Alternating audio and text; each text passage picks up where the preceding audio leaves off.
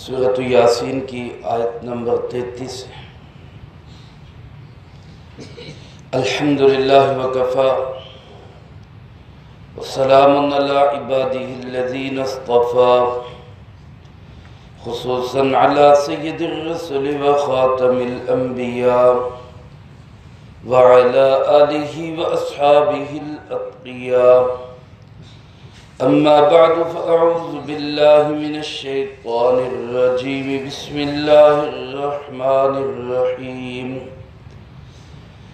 وآیۃ لہم الارض المیتہ احییناها واخرجنا منها حبا فمنه یأکلون وجعلنا فيها جنات من نخيل وأعناب وفجرنا فيها من العيون ليأكلوا من ثمره وما عملته أيديهم أفلا يشكرون سبحان الذي خلق الأزواج كلها مما تنبت الأرض ومن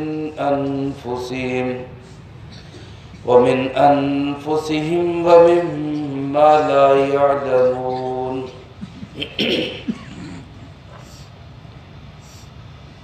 وآیۃ لہم الارض المیتہ، اور نشانی ہے ان کے لیے مردہ زمین۔ احییناہا، ہم نے اس کو زندہ کیا، وَأَخْرَجْنَا مِنْهَا حَبًّا، اور ہم نے پیدا کیا اس سے دانے کو، فَمِنْهُ يَأْكُلُونَ، پس اسی سے یہ لوگ کھاتے ہیں۔ وَجَعَلْنَا فِيهَا جَنَّاتٍ، اور ہم نے ہی بنائے اس میں باغات، من نخیل، کھجور کے، وَأَعْنَابٍ، اور انگور کے، وَفَجَّرْنَا فِيهَا مِنَ الْعُيُونِ، اور ہم نے جاری کر دیے اس میں پانی کے چشمے، لِيَأْكُلُوا مِن ثَمَرِهِ، تاکہ یہ لوگ کھائیں اس کی پیداوار کو، وَمَا عَمِلَتْهُ أَيْدِيهِمْ، جبکہ ان کے ہاتھوں نے کوئی کام نہیں کیا، أَفَلَا يَشْكُرُونَ، کیا یہ لوگ شکر ادا نہیں کرتے؟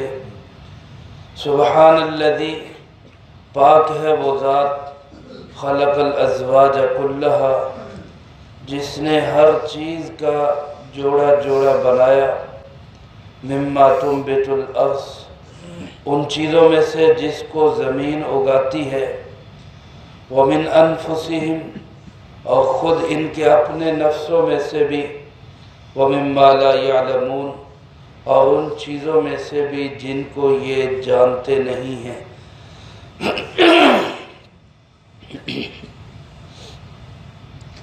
سورۃ یاسین کے اس تیسرے رکوع میں اللہ رب العالمین نے اپنی قدرت کے مختلف دلائل بطور نشانی کے پیش فرمائے ہیں۔ مقصود ان دلائل کو بیان کرنے کا اللہ کی توحید اور اللہ کا ایک ہونا ہے۔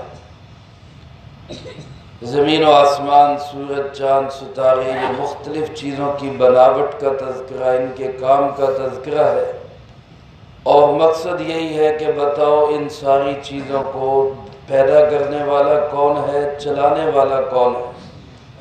تو ظاہر بات ہے اس کا جواب سوائے اس کے کچھ نہیں ہوگا کہ پیدا بھی اللہ ہی نے کیا ہے، چلا بھی وہی رہا۔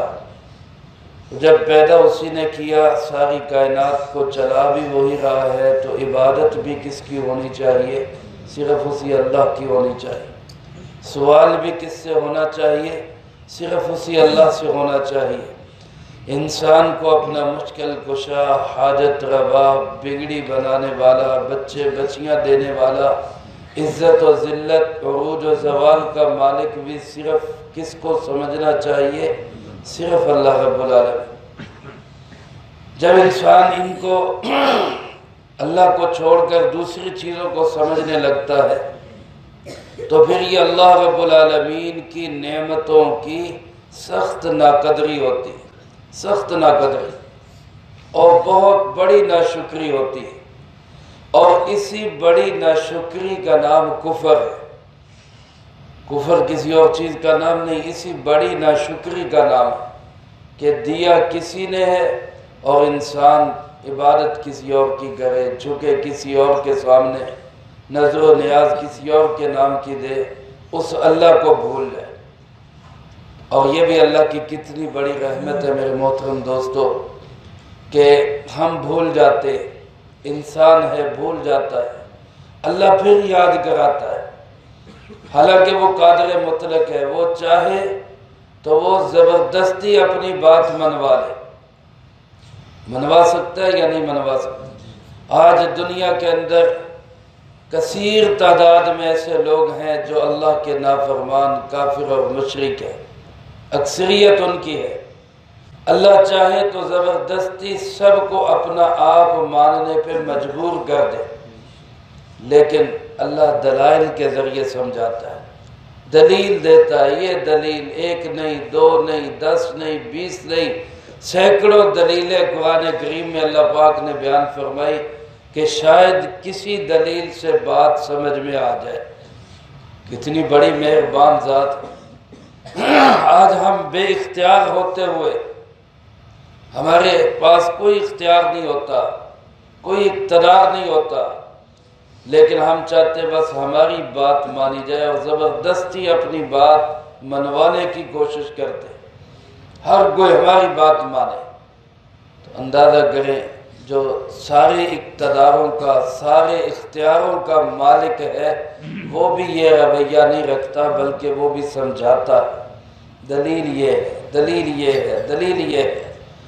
چنانچہ اللہ پاک فرماتے آیت لہم، ان کے لیے نشانی۔ یہ جو لوگ اللہ کے منکر، کافر، مشرک، اللہ کے غیر کی پوجا کرنے والے، ان کے لیے بہت بڑی نشانی کس چیز میں؟ الارض المیتہ، مردہ زمین کے اندر، مردہ زمین، مری ہوئی زمین، بنجر زمین، بے آباد اور خشک زمین، جس پہ کچھ نہیں اگا، ایک تنکا بھی اس پہ پیدا نہیں ہوگا، لیکن اللہ پاک اس پہ پانی برساتے۔ اللہ فرماتے پانی برسا، زمین سبزے سے لہلہانے لگی، گویا اس مردہ زمین کو احییناہا، ہم نے اس کو کیا کر دیا؟ زندہ کر دیا۔ تو آج کسی بھی آدمی سے پوچھیں کہ یہ زمین سے پھل پھول کون اگاتا ہے، یہ زمین سے غلہ اور اناج کون اگاتا ہے، یہ زمین سے پودے اور مختلف قسم کی چیزیں کون پیدا کرتا ہے، تو کوئی عقل کا اندھا ایسا نہیں ہوگا جو یہ کہے کہ جی نہیں جی یہ تو ہم پیدا کرتے، یہ تو ہم اگاتے۔ ہر بندہ کیا کہے گا؟ زمین پہ محنت کرنے والے یہ کاشتکار حضرات ہمارے پاس موجود ہیں، ان سے ہم پوچھے کہ کیا تم اگاتے ہو فصلیں؟ سورۃ واقعہ میں اللہ پاک نے یہی سوال کیا نا، اَأَنْتُمْ تَحْرُثُونَهُ أَمْ نَحْنُ، کیا تم کھیتیوں کو اگاتے ہو یا ہم اگاتے ہیں؟ اَأَنْتُمْ تَزْرَعُونَهُ أَمْ نَحْنُ الزَّارِعُونَ، تم کھیتیوں کو پیدا کرتے ہو یا ہم کھیتیوں کو پیدا کرتے ہیں؟ جواب اس کا کیا ہوگا؟ پیدا کرنے والا کون ہے؟ اللہ ہی۔ اللہ فرماتے ہم زندہ کرتے، وَأَخْرَجْنَا مِنْهَا، اور ہم ان زمینوں سے نکالتے ہیں حباً، دانے، کہیں گندم ہے، کہیں چاول ہے، کہیں جوار ہے، کہیں باجرہ ہے، یہ سارے دانے زمین سے پیدا کرنے والا کون ہے؟ اللہ۔ فرمایا فَمِنْهُ يَأْكُلُونَ، یہ لوگ اسی سے کھاتے، اسی کو استعمال کرتے۔ اب اللہ کا دیا ہوا کھا کے بندہ پھر کہے کسی اور کو تیرا کھاوا تے میں تیرے گیت گاوا، اللہ کے ساتھ کتنی بڑی زیادتی، کتنی بڑی اللہ کی نافرمانی اور ناشکری۔ اس لیے میرے محترم دوستو، انسان مسلمان ہو یا کافر ہو، اپنا ہو یا پرایا ہو، دوست ہو یا دشمن ہو، سب کس کا کھا رہے ہیں؟ اللہ کا کھا۔ اور سب کو گن بھی کس کے گانے چاہیے؟ اللہ ہی کے گانے۔ اللہ پاک فرماتے اسی میرے پیدا کیے ہوئے میں سے تم کھا رہے۔ بعض علماء فرماتے یہ مثال جس طرح توحید کی ہے، کہ اللہ ہی نے پیدا کیا، اسی طرح یہ مثال مرنے کے بعد دوبارہ زندگی کی بھی ہے۔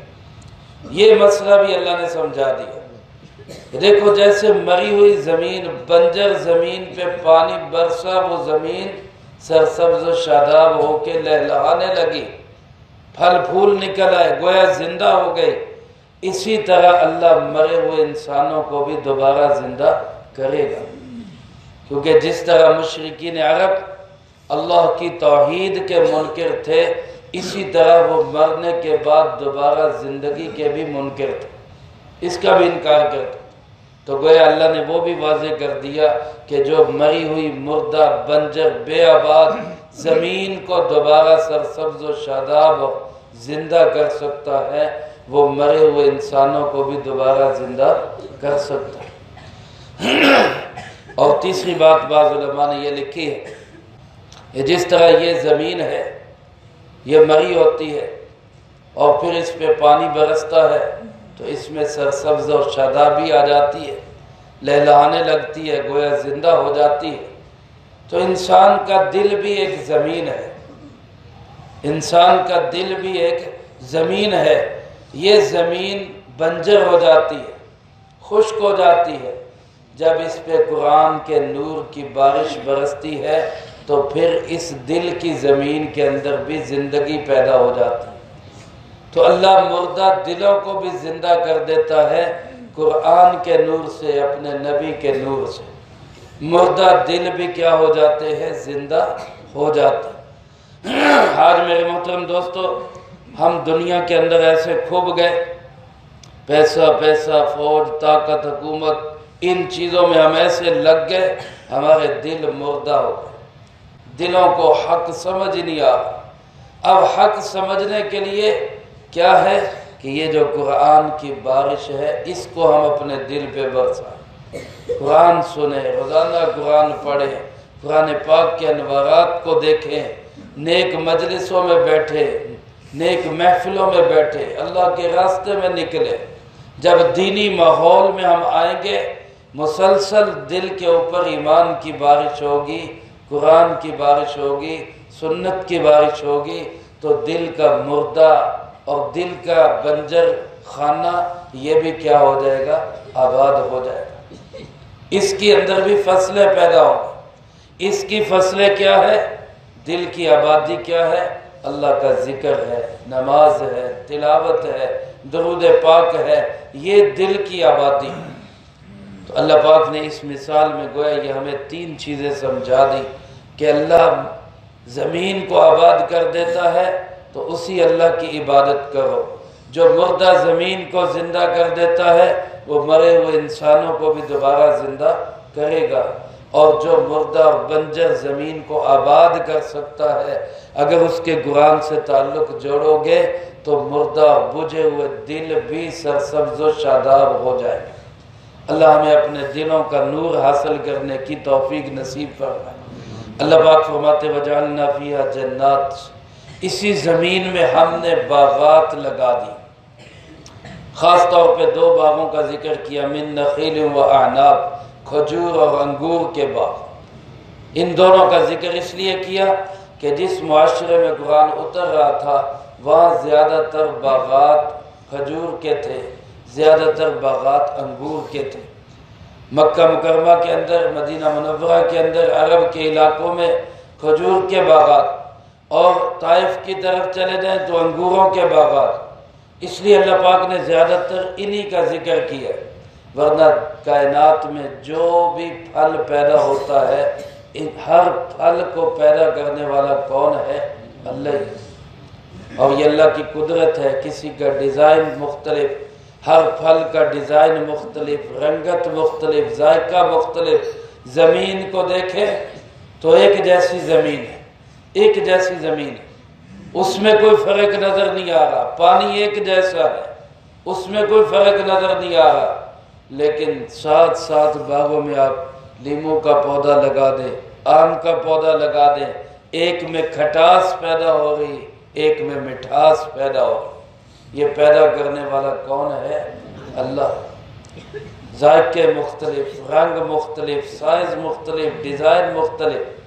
پھر اللہ فرماتے ہیں وَفَجَّرْنَا فِيهَا مِنَ الْعُيُونِ، اسی زمین میں ہم نے پانی کے چشمے بہا دی۔ پانی کے چشمے پہاڑوں میں چلے جائیں، پانی چشموں سے نکلتا ہوا نظر آتا ہے، اور پہاڑوں میں جانے کی ضرورت نہیں ہے، یا ہم جب موٹر چلاتے پانی آتا ہے تو یہ بھی پانی کا چشمہ ہی۔ یہ پانی کا چشمہ کس نے جاری کیا؟ اللہ رب العالمین نے جاری کیا۔ اللہ پاک فرماتے ہیں ہم نے اسی زمین میں پانی کے چشمے جاری کر دیے۔ یہ سارا مقصد کیا ہے؟ کوئی اللہ نے اس میں سے کوئی چیز کھانی؟ اللہ پاک کو ضرورت ہے کسی چیز کی؟ فرمایا نہیں، لِيَأْكُلُوا مِن ثَمَرِهِ، تاکہ اس پانی کی پیداوار سے تم کھاؤ، یہ لوگ کھائے۔ یہ سب اللہ نے پیدا ہمارے لیے کیا ہے، انسانوں کے لیے کیا ہے۔ یقین کرے اللہ پاک کو ان میں سے کسی چیز کی ضرورت نہیں، اللہ کسی چیز کا محتاج نہیں ہے، اس کی اولاد نہیں ہے کہ اس نے اپنی اولاد کے لیے یہ چیزیں پیدا کر دی ہوں۔ یہ سب اس نے کس کے لیے پیدا کیا ہے؟ میرے اور آپ کے لیے پیدا کیا، فرمایا تاکہ یہ لوگ اس میں سے کھائیں۔ فرمایا وَمَا عَمِلَتُ أَيْدِيهِمْ، اللہ فرماتے ہیں ان کے ہاتھوں نے اس میں کوئی کام نہیں کیا، ان کے ہاتھوں نے کوئی کام نہیں کیا۔ بتاؤ کسان کا کام کیا ہوتا ہے؟ وہ زیادہ سے زیادہ زمین کو ہموار کرتا ہے، ہموار کر کے پانی لگا دیتا ہے، بیج پھینک دیتا ہے، اس سے آگے اس کا کام ختم۔ اب بیج کو جڑ نیچے کی طرف جائے، کومپل اوپر کی طرف آئے، یہ سارا کام کون کرتا ہے؟ اللہ کرتا ہے۔ پھر اس کو پھل آور بنائے، اس میں پھل پیدا ہو، پھل صحیح پکے، ذائقہ صحیح بنے، یہ سارے کام کس کے ہیں؟ اللہ کے کام۔ اللہ فرماتے تم نے اس میں سے کیا کیا؟ مجھے یہ تو بتا۔ کچھ بھی نہیں کیا۔ اور بعض رات فرماتے ما نافیہ نہیں، ما موصولہ ہے، ما عملت ایدیہم، یعنی مطلب کیا کہ یہ اللہ کی پیدا کی ہوئی چیزیں بھی کھاتے ہیں، خود اپنے ہاتھ سے محنت کر کے وہ بھی چیزیں کھاتے ہیں۔ اپنے ہاتھ سے محنت کرنے کا ہنر بھی ان کو کس نے سکھایا؟ اللہ ہی نے سکھایا۔ اگر کوئی بندہ یہ سمجھتا ہے جنہیں میں تو خود کر رہا ہوں، میں تو آپ محنت کر رہا ہوں، تو بھائی تجھے یہ محنت کرنے کی صلاحیت کس نے دی؟ تیرے جسم میں طاقت کس نے رکھی؟ ہاتھ کس نے دیے؟ تجھے عقل سمجھ کس نے دی؟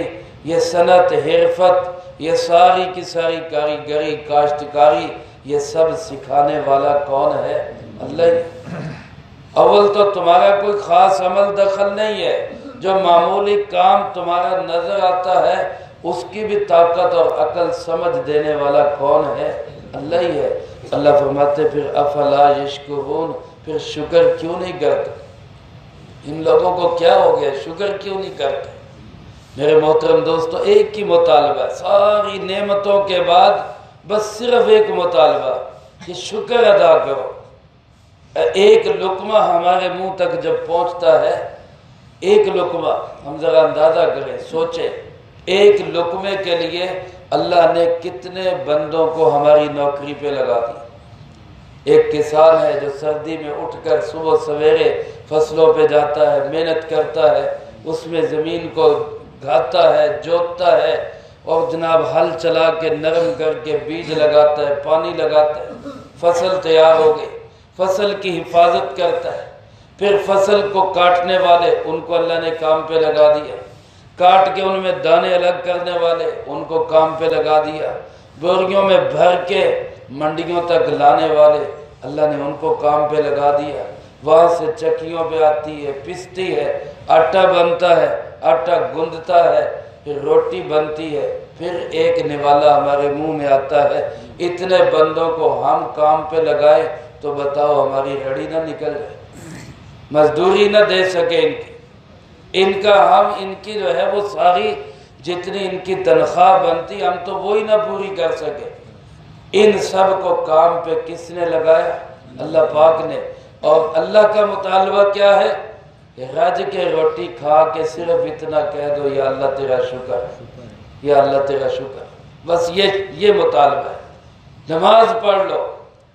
کسی نے بڑی خوبصورت بات کی، صحابہ بھوکے رہ کے نماز نہیں چھوڑتے تھے، بھوکے رہ کے، پیٹ پہ پتھر باندھے ہوئے ہیں، نماز نہیں چھوڑتے تھے، اور ہم 20 قسم کے کھانے کھا کے اللہ کو سجدہ شکر بھی نہیں کرتے، پھر بھی ناشکری کے بول ہر وقت زبان پہ ناشکری۔